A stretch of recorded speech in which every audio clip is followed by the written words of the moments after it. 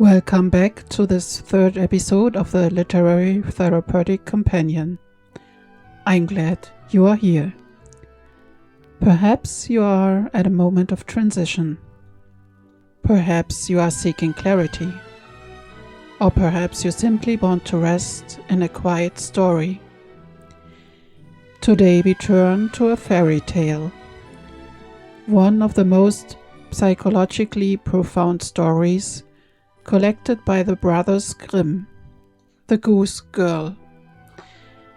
It is a tale of identity, of self-betrayal, of losing one's voice, and of the quiet, unwavering return to oneself. Before we begin, take a moment to arrive.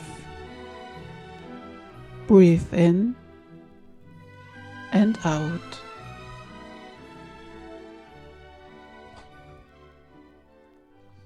Chapter 1: A Quiet Beginning. The question of one's own voice.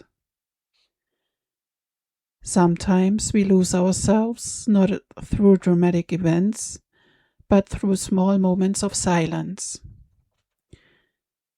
Through adapting, through holding back what we feel, through giving away our inner authority. This episode invites you to turn toward a gentle question. Where did I lose my voice? And how might I find it again? Chapter 2: Why this fairy tale speaks to identity. The Goose Girl is a story about inner truth, about the part of us that remains even when we forget it. The princess in the tale loses her position, not through force, but through silence, through not speaking, through not protecting her dignity. Many people know this feeling, adapting to be accepted, quietening oneself to avoid conflict, functioning instead of feeling. Yet the fairy tale also tells of return, of truth that cannot be extinguished, of identity that re-emerges, even after long concealment. Chapter 3: Introduction: The Brothers Grimm and the Depth of a Fairy Tale. The Brothers Grimm collected stories that had been carried through generations, stories that speak in images rather than explanations. Fairy tales reach places within us that ordinary language cannot always touch. The Goose Girl is one of these tales. A story of inner movement, of losing and finding oneself, of truth that persists. The princess represents the true self, the part of us that is dignified, sensitive, and quietly strong.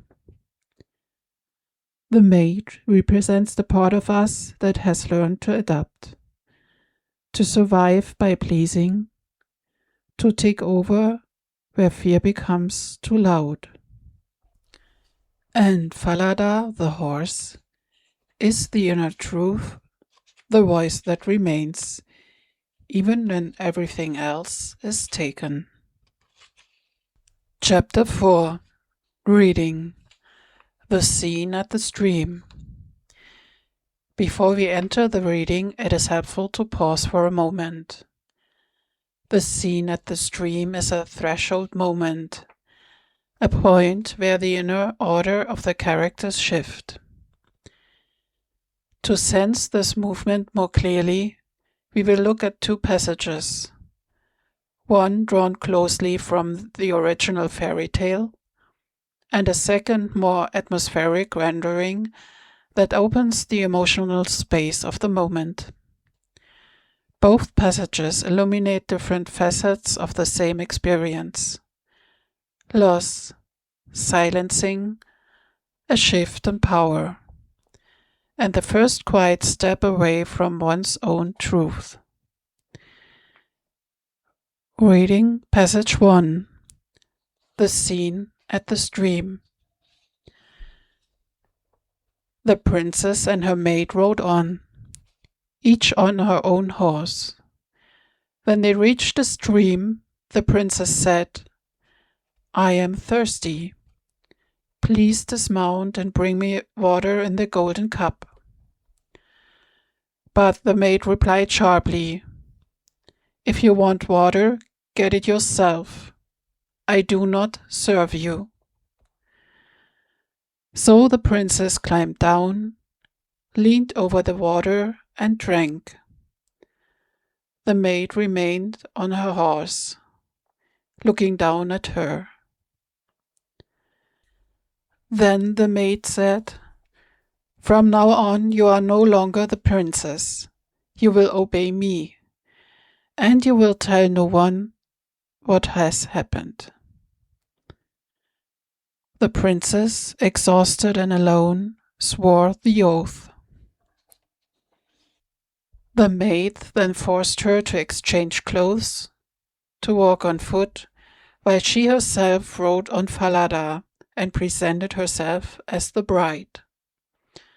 A turning point, a quiet collapse of inner ground. Reading Passage 2. The silence after the oath. After the princess swore the oath, she remained by the stream for a moment. The water flowed on, as if unaware of what had changed. She saw her reflection, but it felt like the face of a stranger. The silence between the two women was heavy, like a door closing. The maid turned away, lifted her chin, and rode ahead, as if the world belonged to her. The princess followed slowly, barefoot, her gaze lowered, each step feeling like a farewell to something she could not yet name. Falada turned his head toward her, as if he wished to speak, but the maid pulled the reins and urged him forward. The path was the same as before, and yet everything was different. Chapter 5. Interpretation. The moment of inner collapse. This scene shows the moment when the princess loses her inner position, not through violence, but through silence. She does not protest. She does not protect her boundaries. She gives away her dignity in exchange for safety.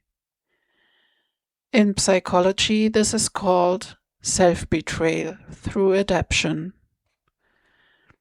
The maid represents the inner part that has learned to survive by pleasing, by yielding, by disappearing. The princess represents the true self, the part that is sensitive, truthful, and quietly strong. And Falada is the inner truth, the voice that remains even when we silence ourselves. Identity is not lost in one moment. It fades through many small silences. But truth remains alive. It waits. Chapter 6. Reading. Falada beneath the archway. When the false bride arrived at the castle, Falada was killed. His head was hung beneath the dark archway, a place between inside and outside, between what was hidden and what wished to be seen. Each morning, as the true princess passed by with the gooseherd, she said, "O Falada, hanging there." And Falada replied, O princess, if your mother knew, her heart would break. Every day the truth spoke, quietly, persistently, unavoidably. Chapter 7: Interpretation: The Voice That Cannot Be Silenced. Falada is one of the strongest symbols in the Grimm universe. He is the inner truth, the part of us that remains, even when we adapt, even when we hide, even when we forget ourselves. Many people know this feeling, living a role, keeping quiet, functioning instead of feeling. And yet there is a voice that says, "This is not me. This is not my truth." This voice is Falada. It may be quiet, but it is alive. Identity is not what we perform. Identity is what remains. Chapter 8: Practical Impulse. If you wish, take a moment that belongs to you. Ask yourself softly, where have I given away my voice?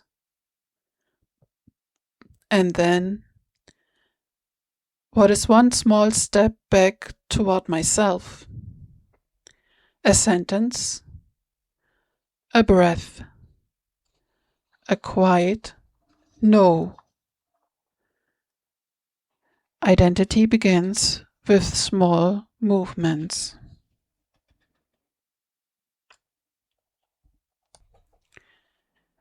Chapter 9: Meditation. Finding one's own voice again. If you wish, make yourself comfortable. Feel that you are here, not as a role, not as a task, but as yourself.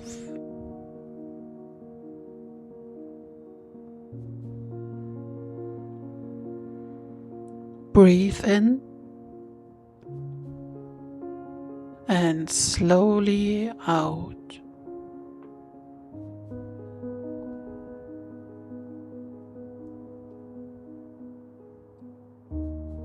Imagine a small, clear tone within you, a quiet voice, a warm point, a gentle inner brightness. Say inwardly, "My voice belongs to me."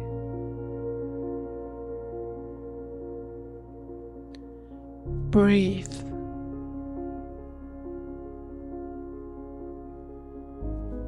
Then say, "I am important to myself."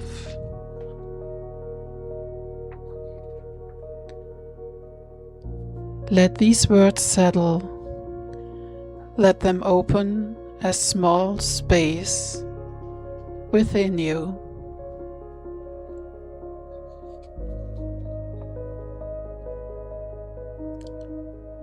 Return gently with a breath, a small movement of the hands, a soft opening of the eyes.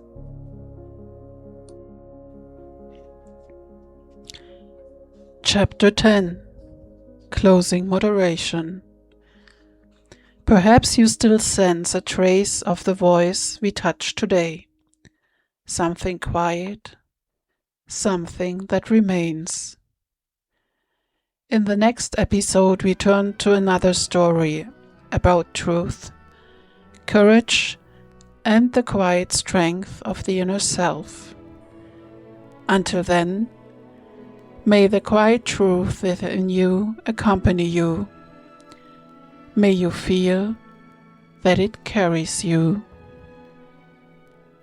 If this episode supported you, you will find more impulses, texts, and small literary companions on my channels. You will find deeper offerings, rituals, companions texts, exercises, and exclusive formats. You are invited to linger or be inspired.